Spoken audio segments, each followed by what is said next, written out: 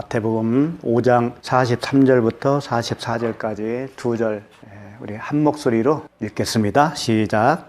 또 내 이웃을 사랑하고 내 원수를 미워하라 하였다는 것을 너희가 들었으나 나는 너희에게 이르노니 너희 원수를 사랑하며 너희를 박해하는 자를 위하여 기도하라. 아멘. 이 말씀을 보시면서 원수를 사랑해야 되겠구나 라는 생각을 하게 될 거예요. 일단은 43절을 보시면 또 내 이웃을 사랑하고 내 원수를 미워하라 하였다는 것을 너희가 들었으나, 이렇게 말씀하셨다는 것은 이렇게 말씀을 한 것이 아니다라고 주님이 지금 하시는 말씀이거든요. 그러니까 이 내 이웃을 사랑하는 것이, 이들은 진짜 이웃, 사람, 나 말고 다른 사람, 그 이웃을 사랑하라라고 여겼다라는 거죠. 그 다음에 원수도 진짜 원수, 나에게 해를 주고 나와 이렇게 사이가 안 좋은 그 원수에 대해서 원수를 미워하라, 이렇게 액면 그대로 그들은 들었다는 거예요. 근데 여기서 원수를 미워하라 하였다는 것을 너희가 들었으나 그랬는데, 원수를 미워하라고 한 적은 없어요. 하나님도 구약에서. 이건 뭔가 하면, 하나님은 원수를 갚지 말라고는 하셨어요. 율법에 이렇게 쭉 나오는 거 읽어보면 나오는데, 미워하라는 얘기는 없었어요. 근데 왜 이 사람들이 이렇게 알고 있죠? 이것은 유전의 율법이라고, 그 장뇌 유전이라고 그러죠. 장뇌 유전. 그러니까 계속 그렇게 가르쳐 왔고 그렇게 듣고 배웠던 거죠. 왜 이렇게 원수를 미워하라라고 이렇게 배웠는가? 장뇌 유전이 그렇게 돼 있는가? 그걸 이제 신학자들이 어떻게 생각을 하고 있냐면, 실질적으로 이스라엘 그 역사를 보면 외세 침입도 있고 그 주변 국가들하고 싸우잖아요. 싸움이 많잖아요. 그 가나안 땅에 들어가면서 싸우지 않습니까? 그러니까 그들에게 있는 그 가치관은 이스라엘이라고 하는 공동체, 그 공동체를 벗어나면 다 원수야. 그런 개념이 있어요. 그러니까 그 원수는 사랑할 수가 없지요. 선민의식에 했다가. 예. 그러니까 그 원수는 일단 다 쳐부셔서 내쫓아야 되잖아요. 그러니까는 원수를 미워하라라고 하는 그 교훈이 계속 물려온 거란 말이죠. 그러니까 너희들이 그렇게 들었지? 그 들은 것은 사실인 거예요. 그리고 내 이웃을 사랑하고도 그 이스라엘이라고 하는 바운드리 안에서의 이웃이라고요. 그 사람들의 생각은. 그 이웃 사랑이라고 하는 개념은. 그러니까 철저한 이기주의죠. 자기 동족 안에서는 서로 사랑하고 그 밖에 있는 원수들에 대해서는 미워하는 거죠. 철저하게. 그런데 이걸 영적으로 가져오지 않습니까? 이걸 육적으로 말고 영적으로 가져오면 이게 진리예요. 왜 진리인가 하면, 이웃이 누군가 하면 누구겠어요? 나예요, 나. 내가 나의 이웃이에요. 이웃이라고 하는 것은 가장 가까운 사람이잖아요. 나와 가까운 사이. 사도 바울이 그랬잖아요. 내가 하나님을 섬기려고 하는 마음은 있는데 또 한 나는 육체를 섬긴다고 그러죠. 내 안에 둘이 있다라는 거죠. 그래서 나의 이웃은, 가장 가까운 이웃은 사실은 나예요, 나. 그리고 원수도 역시 나예요. 영적으로 이렇게 가져오면. 왜 그러겠어요? 내가 이제 진리를 듣고 알게 되니까 정말 나를 그 진리 안으로 못 들어가게 한 것이 누구예요? 바로 나였거든요.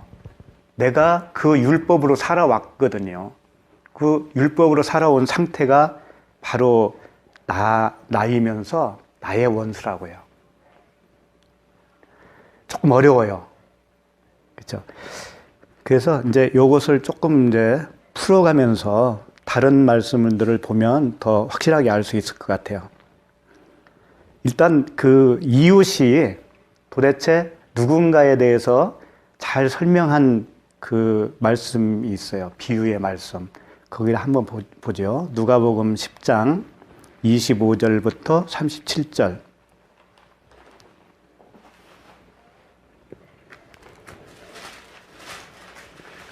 누가복음 10장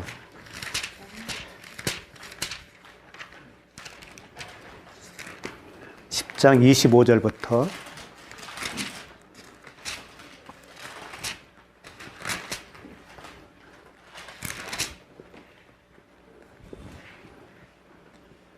잘 아시는 본문인데요. 우리 한번 읽어볼까요? 어떤 율법 교사가 일어나 예수를 시험하여 이르되 선생님 내가 무엇을 하여야 영생을 얻으리이까?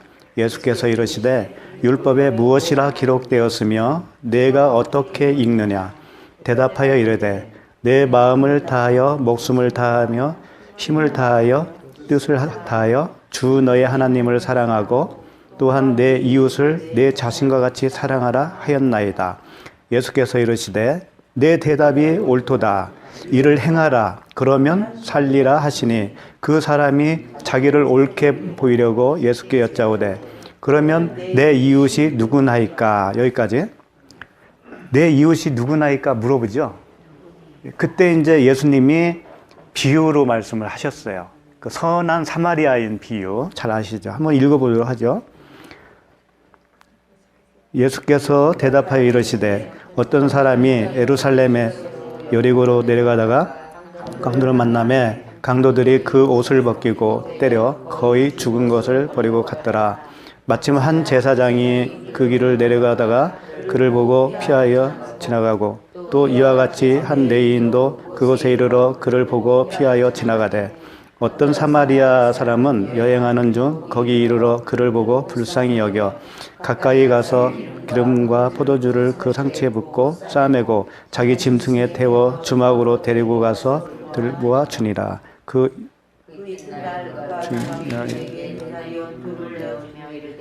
이 사람을 돌보아 주라. 비용이 더 들면 내가 돌아올 때에 갚으리라 하였으니 내 생각에는 이 세 사람 중에 누가 강도 만난 자의 이웃이 되겠느냐? 이르되 자비를 베푼 자니이다. 예수께서 이르시되 가서 너 이와 같이 하라 하시니라. 네, 잘 아시는 본문이죠. 여기서 강도를 만났는데 강도가 누구예요? 뭐예요? 율법이에요. 그렇게 생각 안 해요? 이제 금방 탁탁 나와야 됩니다. 이제 이 정도 됐으면. 그러니까 강도를 만났다라는 것은 그 율법, 진리를 모르는 상태, 비진리에 있는 상태, 그 율법으로 인해서 죽어 있는 상태. 우리가 다 죽어 있는 상태거든요. 허물과 죄로 죽었던 이렇게 말씀하시잖아요. 그러니까 강도는 그 율법이고 제사장 레위인 이 사람들은 어떤 사람들인가요? 이 사람도 율법주의자잖아요. 그러면 율법이 강도라고 했는데 이 사람들은 결국 뭐예요? 이 사람들도 강도죠. 그러니까 강도 만난 사람을 구해줄 수 있나요? 같은 강도인데? 그러니까 그냥 갈 수밖에 없죠. 그냥 지나가는 거예요. 그러니까 율법으로는 의롭게 될 사람이 없다고 그러지 않습니까? 율법으로는 구할 수가 없어요. 죽어있는 우리를 구할 수가 없다고요. 여기서 또 거반 죽음이라고 하는 단어가 있는데 헤미다네스라고 하는 단어예요. 헤미스와 드네스코 이렇게 합성어인데 헤미스는 뭐냐면 절반으로 분리된 상태.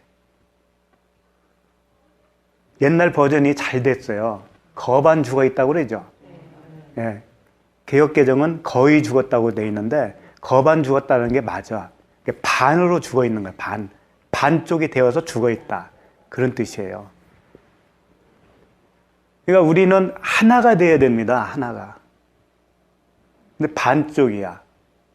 그 그리스도가 나의 머리가 되어야 되고, 그죠? 그 하나님이 나의 남편이 되어야 되는데 지금 남편이 없는 상태. 그래서 반으로 돼 있는 거예요. 그게 죽어 있는 상태라는 거죠. 그러니까 그 강도 만난 자는 반으로 되어 죽어 있는 상태고, 사마리아인은 뭐예요? 그 반으로 죽어 있는 강도 만난 자를 구한 사마리아인. 사마리아인은 지금 예루살렘 여리고로 여행을 온 사람이란 말이에요. 이방인으로. 사마리아라고 하는 지역에 사는 사람들은 이방인 취급당한 사람들입니다. 혼혈아들이 있는, 사람 취급도 당하지 않는 그런 자들이. 그런 자들이 그 사마리아인이 와서 구해졌다는 것은 그리스도가 자기 땅에 오매 영접지 아니하더니, 그죠? 그럼 그리스도가 자기 땅에 왔는데 영접하는 사람이 없으면 나그네가 됐잖아요. 이방인이잖아요. 그러니까 사마리아인은 그리스도 자신을 표현하고 있다라고 볼 수가 있죠. 그 사마리아인이 그 거반 죽어 있는 자를 구원해 줬죠. 그랬을 때 이제 주님이 다 비유를 설명하시고, 누가 네 이웃이냐? 누가 그 거반 죽은 자의 이웃이냐? 질문하셨잖아요. 그랬을 때 누구라고 그랬어요? 그렇지, 자비를 베푼 자니다 그랬잖아요. 그 자비가 엘레오스인데 긍휼이라는 뜻이거든요. 긍휼, 자비 같이 이렇게 혼용을 써요. 우리 그 책에 보면 긍휼이라고 되어 있는 단어도 같은 엘레오스예요. 찾아보면. 그러니까 긍휼을 베푼 자, 자비를 베푼 자니이다.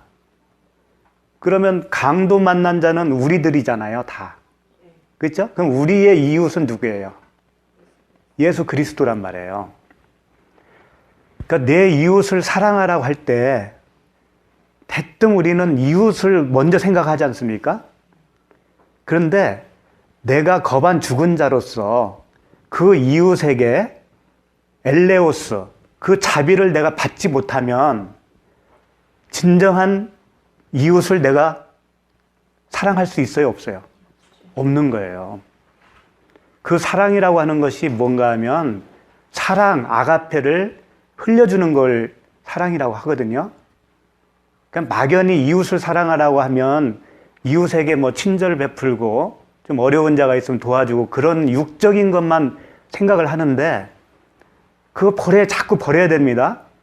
그런 생각 자체를. 그건 진리는 아니잖아요. 그러나 이웃을 사랑하지 않는 것도 진리는 또 아니에요. 그건 하는 거예요, 우리가. 도와줄 건 도와주는 거고, 불쌍한 자 있으면 도와주는 게 인간된 도리죠. 그러나 주님이 성경에서까지 그런 율법적인 이야기를 하시는 게 아니란 말이에요. 그러니까 이웃은 1차적으로 그리스도가 나의 이웃이 되어야 되고, 그렇게 해서 그분으로 인해서 내가 긍휼을 얻게 되면 진정으로 나도 그 자비를 흘려줄 수 있는 자가 되는 거예요. 그때 이웃을 사랑할 수 있는 거죠. 그러면 이제 그 이웃이 누군가는 알아졌죠. 나의 이웃은 그리스도고, 그리스도의 이웃은 누구예요? 나. 그런데 내 이웃은 나라고 또 그랬지 않았습니까? 아까? 왜 그러겠어요? 내가 먼저 살아나야 되니까. 내가 먼저 살아나지 않고서는 남을 도울 수도 없잖아요. 그러니까 내 이웃은 1차적으로 나예요, 나라고 하는. 그러니까 율법에 매여 있는 그 죄 안에 가둬져 있는 나를 먼저 자비를 얻어야 되잖아요. 그죠? 그래서 오늘 그 43장에, 마태복음 5장 43장에 내 이웃을 사랑하고는 먼저 나라고 하는 이웃을, 그 긍휼을 흘려주는 거, 그게 나를 사랑하는 거잖아요. 그렇게 해서 내가 긍휼을 얻게 되면 진정으로 이웃을 사랑할 수가 있는 거예요. 그때부터. 살아나기 전에는 사랑할 수가 없는 거라고요. 그리고 내 원수를 미워하라 했다라는 것도 역시 마찬가지예요. 일단은 내가 나에 대한 원수임을 자각을 할 줄 알아야 된다고요. 아, 내가 정말 형편없는 그 죄성을 가진 인간이구나. 그것을 알아야 된다고요. 그게 원수를 미워하는 거예요. 반드시 한 번 미워해야 됩니다. 자기 자신을. 그래서 예수님이 이런 말씀을 하셨잖아요. 자기 생명을 사랑하는 자는 잃어버릴 것이요. 그죠? 또 이 세상에서 자기의 생명을 미워하는 자는 영생하도록 보존하리라. 일단은 나를 미워해야 된다니까. 그러고 나면 나를 사랑할 수가 있어요. 그러니까 성경은 나를 미워하라고 하신 말씀도 있지만 나를 사랑하라고 하는 말씀도 있거든요. 동시에. 그러니까 자기를 사랑한 것 같이 이웃을 사랑하라 그러지 않습니까? 그러니까 그럴 때는 왜 나를 사랑하라고 그러지? 또 어떨 때는 나를 미워하라고 그러네? 그걸 가지고 헷갈려하는 사람도 있어요. 도대체 나를 미워하는 게 맞는 거야? 나를 사랑하는 게 맞는 거야? 요거 가지고. 그러니까 둘 다 같은 거예요. 나를 미워한다는 것은 나의 그 율법적인 가치관으로 되어 있는 그 생명, 아직 땅적인 존재, 옛사람, 그 옛사람을 미워하는 거란 말이죠. 미워한다는 것은 이 옛사람이 빨리 떠나고 새 사람으로 내가 입어야 되는데 그러기 위해서는 내가 사랑할 수밖에 없지.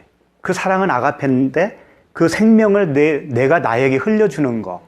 이게 나를 사랑하는 거란 말이에요. 그러니까 미워한다는 것은 사실 사랑한다는 것과 같은 내용이죠. 그래서 이 비유의 말씀을 또 한 번 주셨는데 우리 한번 살펴봅시다. 언젠가 한번 본 적이 있는 것 같은데 누가복음 18장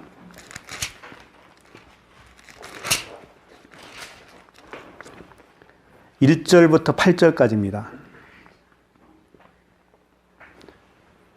그 불의한 재판장 비유라고 잘 아시죠? 한번 읽어보도록 하겠습니다. 시작.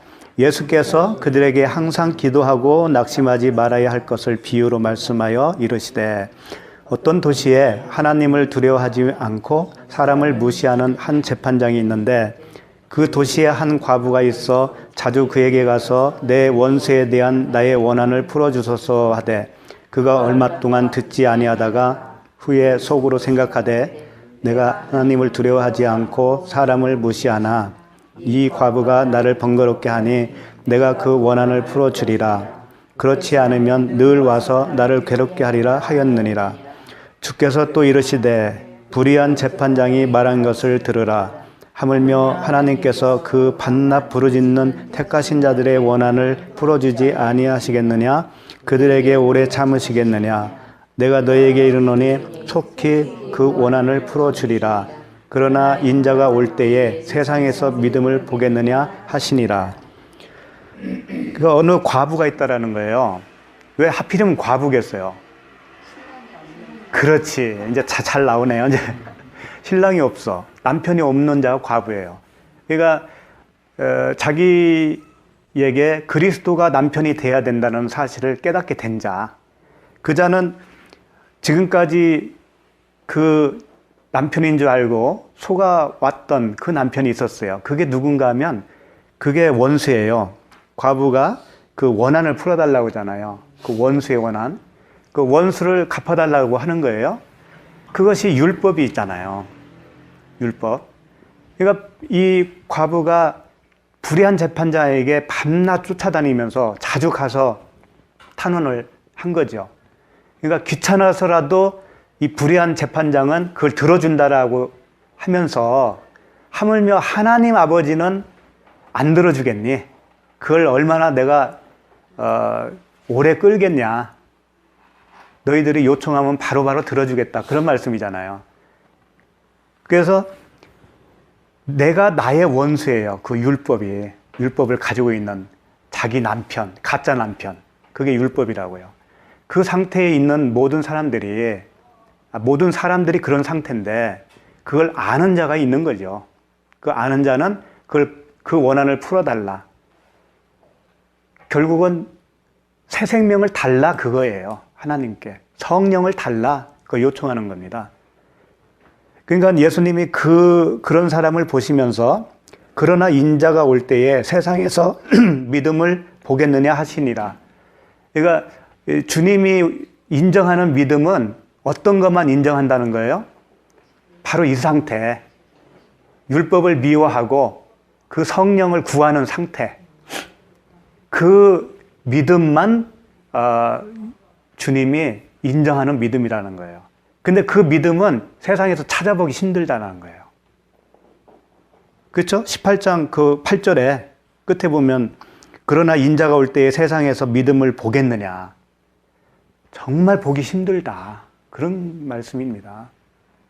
그러니까 온통 예수 믿는다고 하면 뭘 기도하고 뭘 원하든가요? 다 나 육적인 거잖아요. 나라고 하는 존재가 어떻게 살 것인가. 그거지 않습니까? 그러니까 죽기를 무서워한다라고 그러죠. 사람이. 죽기를 무서워하니까 자기를 위해서 사는 거예요. 자기를 위해서 구하고. 그런데 우리가 한번 죽고 나면 이제 그 죽음이라는 것은 우리에게는 없는 거거든요. 그 한 번 죽는다는 게 뭐예요? 아니, 육적인 죽음이 아니고 다나토스의 죽음을 얘기하는 거예요. 그 다나토스의 죽음을 경험하고 그걸 통과한 사람은 이 땅에 없는 자가 되는 거라니까. 육을 위해서 사는 자가 아닌 거예요, 이제 더 이상은.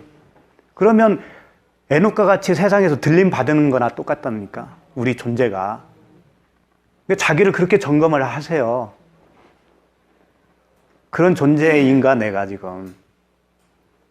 그러면 이미 한 번 죽었는데 내가 죽음을 두려워할 일이 있어요? 그때부터는 두려움이 있을 수가 없는 거라니까요. 잘 되든 못 되든 그게 큰 의미를 갖는 게 아니라니까요. 그때부터는. 하나님은 그게 복음이에요, 그게. 우리에게 주는 복음은 처음부터 끝까지 그 얘기만 하시는 거라니까.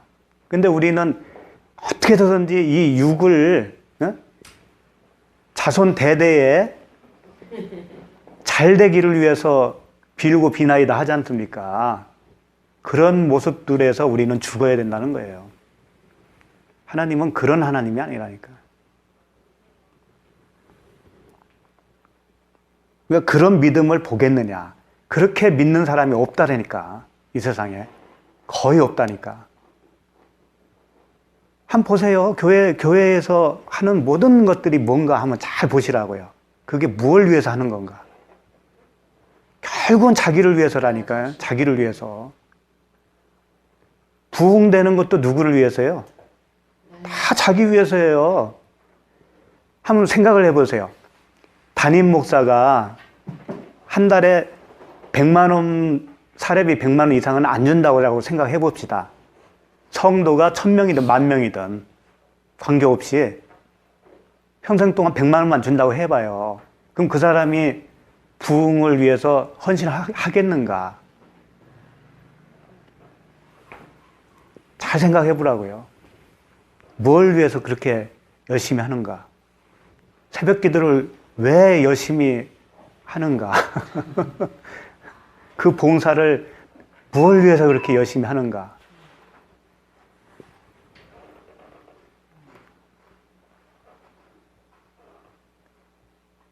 그러니까 일단은 자기 생명을 미워해야 되는 거예요. 응? 자기 옛 생명, 그렇게밖에 생각할 수 없고 추구할 수밖에 없는 그 나를 미워할 줄 알아야 된다니까. 그리고 새 생명을 받기를 원하는 것이 자기를 사랑하는 거죠. 자기를 살려야 되잖아요. 그렇게 죽게 놔둘 수는 없잖아요. 그래서 우리가 이렇게 모이는 거 아닙니까? 맞아요. 그렇죠? 그럼 이제 다시 그 마태복음 5장 44절 보겠습니다. 그 44절 나는 너희에게 이르노니 너희 원수를 사랑하며 너희를 박해하는 자를 위하여 기도하라. 이제 다 이야기했고요. 너희를 박해하는 자를 위하여 기도하라. 이 부분만 하면 될 것 같아요. 그 원수를 사랑하는 것도 이제 이해를 하셨고, 너희를 박해하는 자, 이 박해하는 자가 뭘까요? 박해를 이렇게 사전을 찾아보면 이렇게 나와 있어요. 디오코, 헬라어 디오코인데, 추구하다, 뭔가를 추구하는 거예요. 추구하다, 재촉하다, 협박하다, 추격하다, 이런 거예요. 그러니까, 박해하면 우리는 막 우리를 핍박하고 억압하고 물리적인 것만 생각을 하죠. 근데 그런 게 아니고 그 율법을 강요하는 걸 얘기하는 거예요. 예를 들면 이겁니다. 잘 들어보셔요. 우리가 열심히 신앙생활을 한다는 것이 기준이 옛날에 기준이 뭐였어요?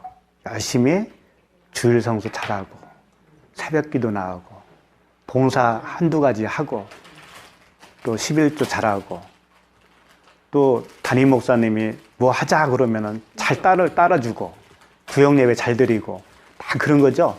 그럼 그렇게 잘하는 사람에게 특히 이제 나이 드신 권사님들이 뭐라고 해요?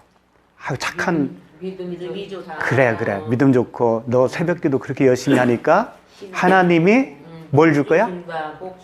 그렇지. 뭘 줄 거야? 또 자녀들이 잘 될 거야. 그게 박해라고요. 그게.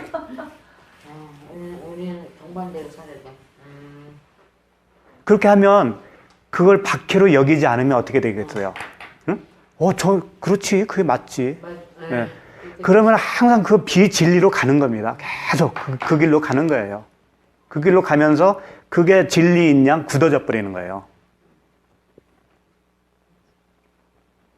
별 생각 없이 위로한다고 하면서 그렇게 뭔가 행동을 한 거에 대한 보상으로서 하나님이 갚아줄 거야. 이렇게 말씀을 하는 분들은 그게 협박하는 거란 말이에요. 그 사람을.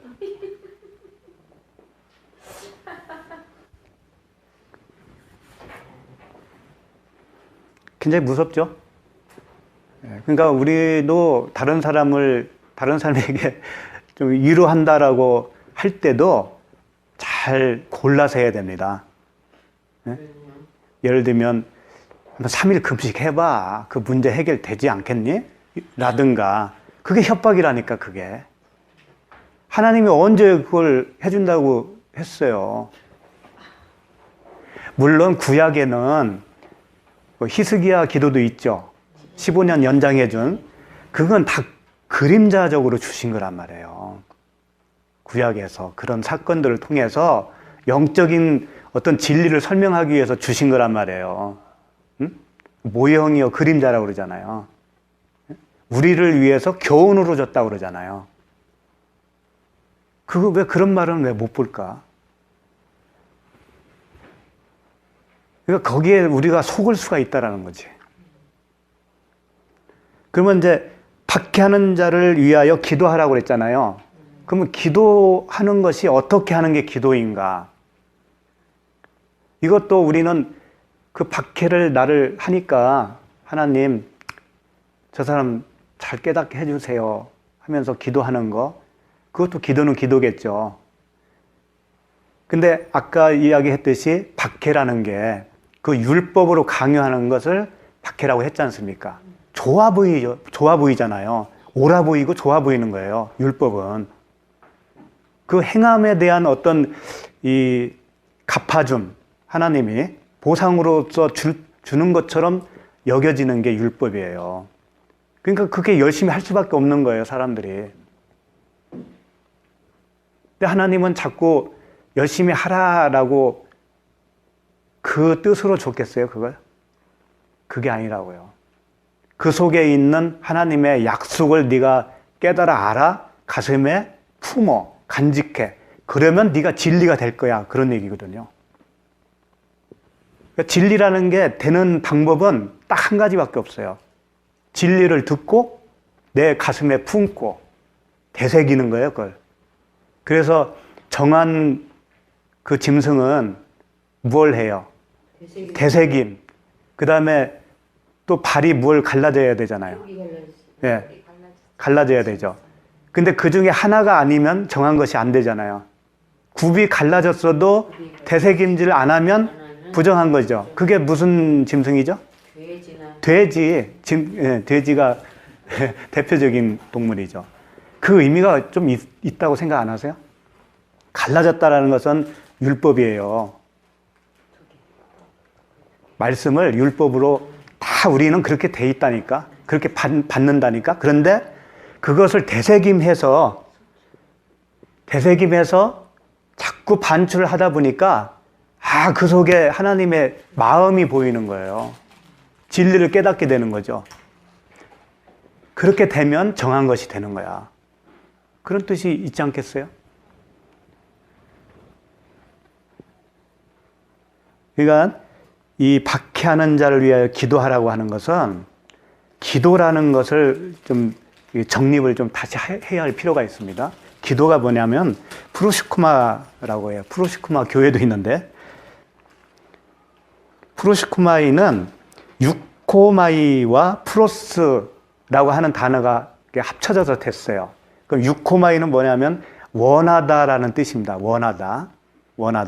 그 프로스는 무엇을 향하여, 무엇에 의하여, 무엇과 함께 그런 뜻이에요.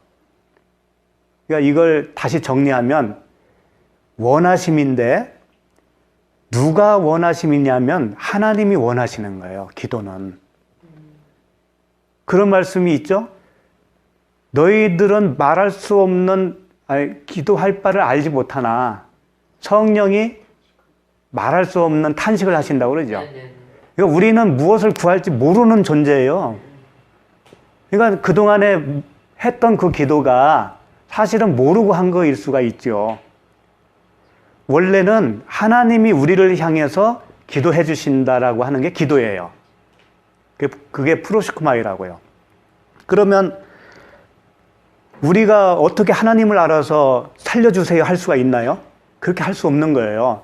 하나님이 우리를 그 상한 심령, 프토코스, 그 가난해진 심령으로 만들어주는 게 하나님의 뜻이에요.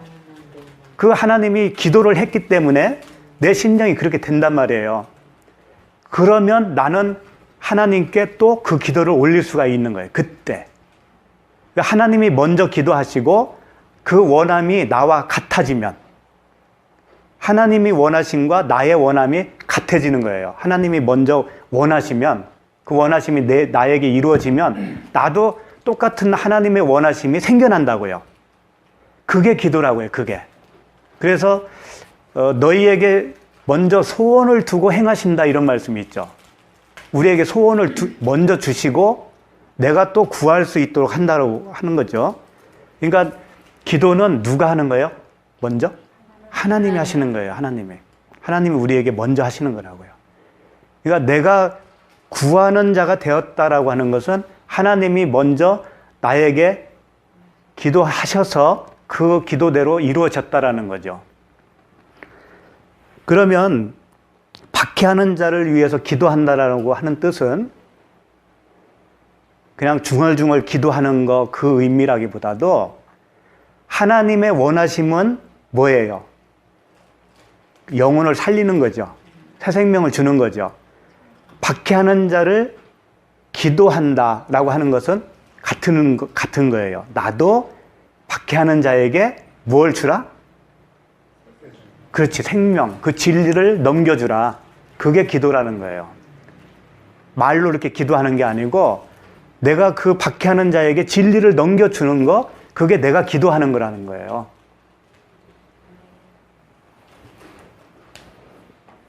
무슨 얘기인지 알겠죠?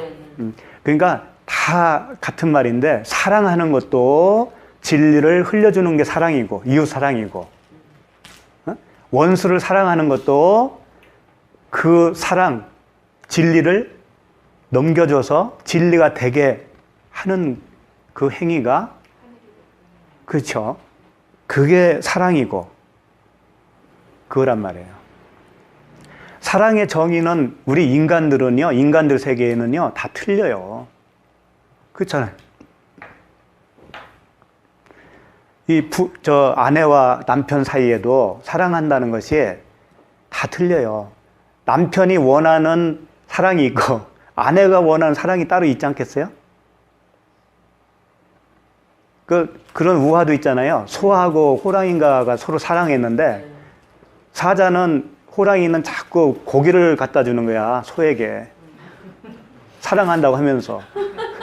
소는 자꾸 풀을 뜯어다가 사자한테 갖다 주는 거죠. 그게 자기 사랑이라고 하면서. 그러니까 인간들끼리는 그 사랑이라고 하는 정의를 하나님 관점으로는 도저히 풀어낼 수가 없어요. 그래서 이 요한에게, 그 베드로에게 부활하신 예수님이 갈릴리 바다에서 만나시잖아요. 그러면서 그 요한의 아들 시몬아, 네가 나를 사랑하느냐? 그 3번 물어보셨잖아요. 그때 아가페로 질문을 하셨어요. 하나님은 네가 나를 아가파오라고 되어 있는데 아가파오 하겠니? 질문하니까 베드로가 아니요. 나는 내가 주님을 사랑하는지 주께서 아시나이다 그렇게 돼 있는데 사실은 그게 아니고 내가 필레오로 사랑할 수밖에 없음을 주님이 아십니다. 그런 얘기거든요. 필레오로 대답을 했어요. 그러니까 아가페는 하나님만 할 수 있는 사랑이고 사람이 할 수 있는 사랑은 필레오예요. 그건 육적인 사랑이라고요. 그냥 친구로서의 사랑, 형제로서의 사랑 그런 거예요. 그런 의미밖에 없어요. 그러니까 그걸 2번씩 물어봤어요. 주님이 아가파오로. 근데 마지막 3번째는 필레오로 물어봤어. 그 의미는 뭐예요? 그래, 그러면 네가 진짜 필레오로라도 나를 사랑할 수 있냐? 이렇게 질문하시니까 베드로가 자신 있게 대답을 또 못해. 움찔하죠. 왜? 옛날 생각이 났거든. 닭 울기 전에 3번 부인했던 생각이 났을 거예요. 어쨌든 그래서 그런지 몰라도 그 걱정을 하면서 필레오로밖에는 사랑할 수 없는 거 주님이 아십니다. 그랬잖아요. 그러니까 자기 자신을 베드로는 이제 깨달았다는 거예요. 자기 주제를 파악했다라는 거죠. 자기 주제를 파악하고 나니까 주님이 그 3번 질문하시고 나서 뭘 하고 해요? 내 양을 먹이라. 그렇지. 그때 비로소 내 양을 먹일 수 있는 거예요. 자기 부인이 일어나야. 그게 십자가의 죽음 아닙니까? 우리는 이미 죽었지만 나도 그 죽음을 받아들이고 죽은 존재로서 새 생명을 받아들이는 그런 상태가 되어야 되거든요. 그런 상태가 되어야 가나안에 들어가는 거예요. 그러니까 먹일 수 있는 자가 되는 거죠. 그러니까 오늘 천지창조 엘로힘이 하늘과 땅을 창조하시잖아요. 그 엘로힘들이 되는 거죠. 자기 부인이 있을 때. 그래서 다른 양을 먹이고 내 양을 치라. 그렇게 말씀하시는 겁니다. 그러니까 박해자는 멀리 있는 게 아닙니다. 그러니까 비진리에 있는 사람들은 항상 원수하면 어디서 찾아요? 밖에서 찾잖아요. 네. 여기서 원수라고 했을 때 그 단어는 에쿠드로스는 최악의 상태를 이야기하는 거거든요. 나에 대해서 최악으로 있는 원수. 한번 생각을 해보세요. 나에 대해서 최고의 원수를 한번 상상을 해봐요. 어떤 종류의 원수가 최고의 원수일까? 내 자녀를 주겠다든가 어떻게 할 때. 그건 최고의 원수잖아요. 차라리 나를 해야 하는 것은 나는 참을 수 있겠어. 근데 내 자식을 어떻게 하는 것은 난 도저히 못 참는 게 이 부모들이 마음 아닙니까? 그러면 최고의 원수죠. 요즘 뭐 뉴스에 많이 나오잖아요. 유괴범도 있고 친자식이 아니라고 해서 그냥 죽이고 그러는데, 그게 최고의 원수라고 했을 때 정말 사랑할 수 있어요? 그 원수를 사랑할 수 있다고 생각하세요? 저도 못할 것 같아요. 못할 것 같아. 예. 모르지. 그때 가서 하나님이 마음 주시면 할 수 있겠지만 그 전에는 못하는 거잖아요. 그러니까 그 할 수 없는 것을 하나님이 요구하는 게 아니라니까. 그러니까 그 원수는 비진리의 사람들은 항상 밖에서 찾아요. 그러면서 원수를 사랑해야 된다, 원수를 사랑해야 된다 말을 잘한다니까. 근데 자기가 그걸 당해봐요. 예? 자기 자녀들이 그렇게 되는 것을 자기에게 그런 일이 닥쳤다라고 했을 때 그런 말이 나오겠느냐 말이에요. 진리의 사람들은 항상 내 안에서 찾아요. 원수도 내 안에 있고 사랑해야 할 이웃도 바로 내 안에 있고, 그게 다 이루어져야, 그 원수를 사랑해야 밖에 있는 것도 할 수 있는 거죠.